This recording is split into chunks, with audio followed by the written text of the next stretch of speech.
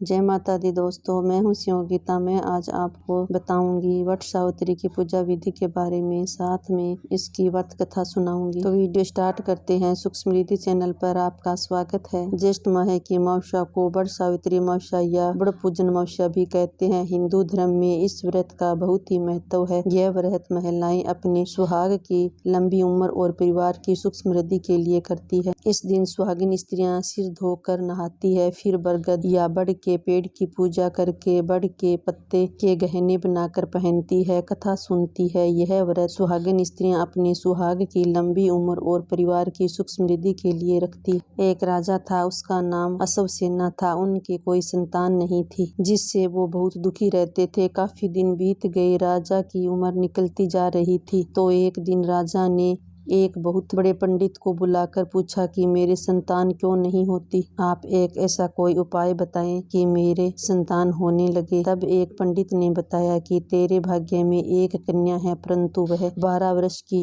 उम्र में शादी के बाद विधवा हो जाएगी। तो राजा ने अपनी रानी से पूछा। रानी बोली कि राजा कुछ भी हो, पर हमारा बांझपना तो मिट जाएगा, अतः आप तो साधु के कहे अनुसार उपाय करो। तो राजा ने खूब यज्ञ हवन कराया। रोज साधु के बताए गए अनुसार पूजा पाठ की। कुछ समय पश्चात रानी गर्भवती हुई। एक कन्या का जन्म हुआ। उसका नाम सावित्री रखा गया। अब सावित्री बड़ी हुई तो राजा ने उसका विवाह सत्यवान नाम के राजकुमार से कर दिया। पर विवाह के कुछ दिन बाद ही सत्यवान के पिता का राज्य खत्म हो जाता है और उसके माँ बाप अंधे हो जाते हैं। अब सत्यवान जंगल से लकड़ियां काट कर लाता था और अपने परिवार का भरण पोषण करता था। पीछे सावित्री अपने सास ससुर की सेवा करती थी। सावित्री को पता था कि वह 12 वर्ष की होगी और उसका पति मर जाएगा, अतः वह रोज भगवान की पूजा पाठ करती। अब वह जिस दिन 12 वर्ष की होने वाली थी, तो उसने अपने साथ पति से कहा कि आज मैं भी के साथ जंगल में चलूंगी।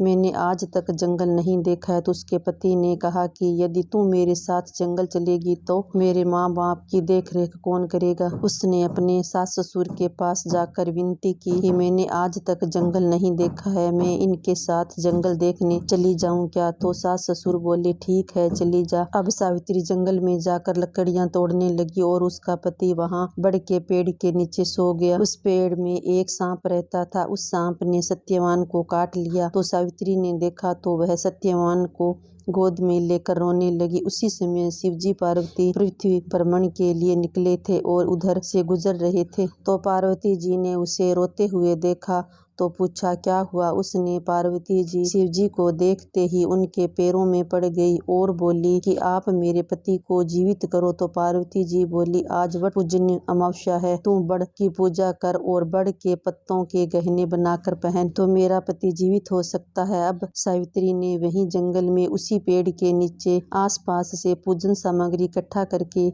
वट की पूजा की, शिव पार्वती जी की पूजा की और बड़ के पत्तों के गहने बनाकर पहने। तो वे सभी पेड़ के पत्ते के गहने हीरे मोती के हो गए। तो उसके मन में विश्वास हो गया। अब इतने में धर्मराज और उनके दूत सावित्री के पति को लेने के लिए आए तो वह उनके पैरों में पड़ गई और उनकी पूजा प्रार्थना करने लगी। तो धर्मराज जी उसके पूजा से खुश होकर बोले वर मांग बेटी। तो सावित्री बोली कि मेरे माँ बाप के कोई पुत्र नहीं है, तो आप उन्हें पुत्र दे दो। तो धर्मराज ने कहा ठीक है, उनके पुत्र हो जाएगा। फिर सावित्री बोली कि मेरे सास ससुर अंधे हैं। तो धर्मराज ने उन्हें नेत्र दे दिए, उनका राजपाट भी दे दिया। उसके बाद भी उसने धर्मराज के पैर नहीं छोड़े। तो धर्मराज बोले सेली हो जे पूत हो जे थारो चूड़ो दौड़ो अमर जरीजो थारो 100 पुत्र होवे। तब सावित्री बोली कि जब आप मेरे पति को ले जाओगे तो मेरे पुत्र कैसे होंगे, मेरा चूड़ा दौड़ा कैसे अमर रहेगा। तब धर्मराज जी को उसे सुहाग देना पड़ा। धर्मराज जी बोले कि थारे किस्मत में सुहाग नहीं है, पर तूने आज बड़ पूजनीय अमावस्या की पूजा की है, शिव पार्वती जी की पूजा की है, इससे तेरा सुहाग जीवित हो गया। जब राजा ने यह सब देखा तो उसने पूरे गांव में ढिंडोरा पिटवा दिया कि हर वर्ष जेठ माह की अमावस्या को राज्य की सभी महिलाओं को अपने सुहाग की लंबी उम्र, पूरे परिवार की सुख समृद्धि के लिए बड़ के पेड़ की और शिव पार्वती जी की पूजन करना चाहिए। बड़ के पत्तों के गहने बनाकर पहने और कल्पना देना है। तब से